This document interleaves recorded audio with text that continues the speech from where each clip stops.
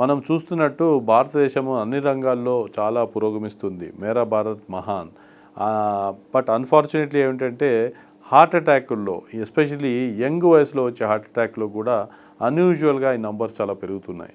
So భారతదేశం progress అవుతున్నమాట వాస్తవం, కానీ అన్ఫార్చునేట్లీ డిసీజ్ బర్డెన్ కూడా చాలా పెరుగుతుంది. మనము స్వాతంత్రం వచ్చినప్పుడు ఇన్ఫెక్షన్స్ అవి కామన్ అనుకుంటుంటివి.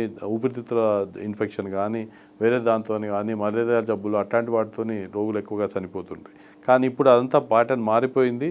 మన దేశంలో కూడా నాన్ కమ్యూనికబుల్ డిసీజెస్ అంటాం, అంటే ఏదైతే బీపీ, షుగరు, కొలెస్ట్రాల్ వల్ల వచ్చే పారాలిసిస్లు, హార్ట్ అటాక్లు ఉన్నాయో అవే మన కంట్రీలో కూడా ఇప్పుడు నంబర్ 1 కిల్లర్స్. అంటే హార్ట్ అటాక్ వల్ల, పారాలిసిస్ వల్ల 1/3 పాపులేషన్ ఎఫెక్ట్ అయి చనిపోతున్నారు.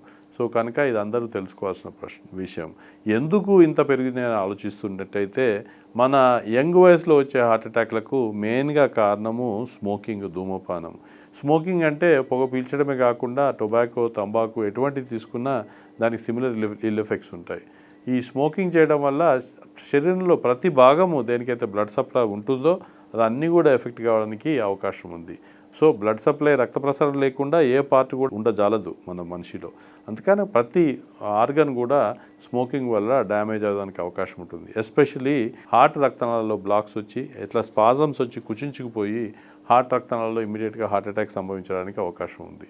సో యంగ్ వయసులో స్మోకర్స్, ఇంకా దానికి తోడు ఎక్కువగా స్ట్రెస్ తీసుకోవడం, అంటే మనం చేయగలిగిన దానికంటే ఎక్కువ టార్గెట్స్ పెట్టుకొని ఇంకా ఎక్కువ అచీవ్ చేయాలని చెప్పి నిద్ర లేకుండా ఉండడం, సరిగా ఫుడ్ తీసుకోకపోవడం, ఇవన్నీకి కూడా మళ్ళీ అగ్నికి ఆజ్యం పోసినట్టుగా ఇంకా హార్ట్ అటాక్ రిస్క్ పెంచుతున్నాయి. కొందరికి పుట్టుకతోనే కొన్ని రకాల కొలెస్ట్రాల్ పరమైన అబ్నార్మాలిటీస్ ఉన్నప్పుడు అది కంజెంటల్ కొలెస్ట్రాలిమియాస్ అంటాం, హైపర్లిపిడిమియాస్ అంటాం.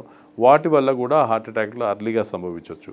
అది మాత్రం మరీ ఇంకా అర్లీగానే, ఇంకా 15-20 ఏళ్ల వయసులోనే హార్ట్ అటాక్ రావడానికి అది కామన్గా కారణంగా తోస్తుంది. కాకపోతే మనం కామన్గా ఇండియాలో చూసే 35, 40, 45 ఏళ్ల వయసులో హార్ట్ అటాక్లు వచ్చే వాళ్ళకి మాత్రం స్మోకింగ్, స్ట్రెస్సే ముఖ్య కారణంగా మనం చూస్తున్నాం. ఇలా కాకుండా అన్ఫార్చునేట్లీ ఎవరికైనా ఫ్యామిలీలో హార్ట్ అటాక్స్ ఉన్నప్పుడు, ఎస్పెషలీ ఇంకా బీపీ ఉన్నప్పుడు, షుగర్ ఉన్నప్పుడు, కొలెస్ట్రాల్ ఎక్కువ ఉన్నప్పుడు వచ్చేదానికి కూడా అవకాశం ఉంటుంది. కనుక వీళ్ళందరూ కూడా రెగ్యులర్గా డాక్టర్ దగ్గరికి వెళ్ళి మీకు బీపీ ఉందా, షుగర్ ఉందా, కొలెస్ట్రాల్ ఎక్కువగా ఉందా అనే విషయాలు మనం చెకప్ చేయించుకొని దానికి వెంటనే ట్రీట్మెంట్ తీసుకుంటే ఈ హార్ట్ అటాక్స్ని మనం సిగ్నిఫికెంట్గా తగ్గించవచ్చు. సిగ్నిఫికెంట్గా అంటే 5%, 10%, 20% కాదండి. మామూలుగా అన్ని ప్రికాషన్స్ తీసుకొని ఉన్న పాపులేషన్ కంటే ఏం ప్రికాషన్స్ తీసుకొని వాళ్ళ పాపులేషన్లో పర్సంటేజ్ ఆఫ్ డిసీజ్ రావడము, మనకు మంచి అన్ని కంట్రోల్లో పెట్టుకున్న వాళ్ళకి డిసీజ్ రావడము 81% వరకు తగ్గించుకోవచ్చు అని మనకు అధ్యయనంలో వచ్చింది. సో కనుక మీరందరూ కూడా ఈ విషయాన్ని తెలుసుకొని డైలీ హెల్దీ హ్యాబిట్స్ ఫాలో చేస్తూ, అంటే మామూలుగా హాయిగా నిద్రించండి మినిమం 6-8 గంటలు. దాని తర్వాత మితంగా భుజించండి. అది తినదని కాదు, కానీ ఏదైనా కూడా అతి సర్వత్ర వర్జేత్ అనే సేయింగ్ ఉన్నట్టు ఏదైనా మితంగా తీసుకోండి. వెజిటేరియన్ డైట్ మంచిది. దాని తర్వాత మీరు some sort of exercise, activity, చలనం ఈజ్ ఈక్వల్ టు లైఫ్. కనుక డైలీ కనీసం 30 నిమిషాలు వాకింగ్ చేయండి. వారంలో 5 రోజులు చేసినా 2 రోజులు మీరు హాలిడే తీసుకున్నా కూడా దానికి లాల్సిన లాభాలు ఉంటాయి. మీరు వాకింగ్ చేయడానికి టైం లేనప్పుడో లేదంటే స్పేస్ లేనప్పుడో యోగా, మెడిటేషన్ లాంటి ప్రాక్టీస్ చేసుకున్నా కొంచెం బెనిఫిట్ ఉంటుంది. ఇంకా ఫుడ్ హ్యాబిట్స్, మనం ఏం తింటున్నాం అనే దాన్ని బట్టి కూడా జబ్బు వచ్చేది కాంది డిపెండ్ అయి ఉంటుంది.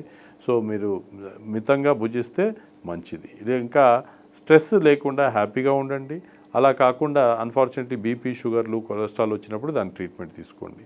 ఈ చెప్పిన నియమాలు పాటిస్తే మీరు హార్ట్ అటాక్ లేకుండా 80% వరకు తగ్గించుకోవచ్చు.